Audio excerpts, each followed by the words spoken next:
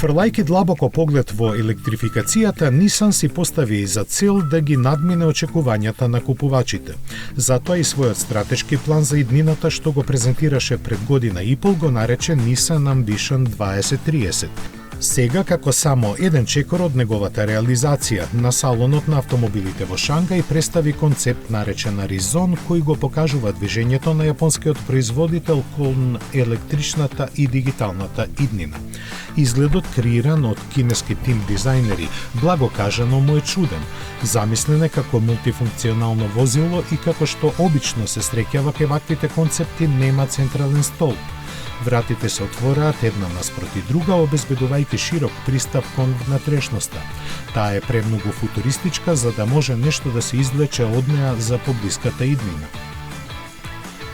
Кина дефинитивно е еден од технолошки најсофистицираните пазари во светот, чии потреби брзо се менуваат, поради што производителите на возила мора да мислат неколку чекори нанапред.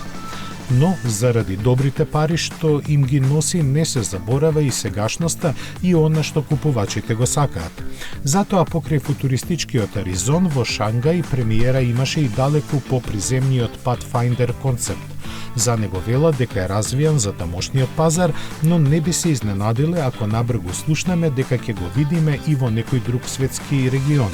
Во однос на сегашниот модел, ја има нешто помалата и помодерна платформа од Кашкаи и Рено Аустрал. Новата естетика, која е по вкус на кинеските и американските купувачи, донесува сосема нов изглед со кој треба да се вклопи во животниот стил на активните луѓе. За остварување на нивните авантуристички желби за посетата на оддалечените места во природата ќе се грижи класичен мотор.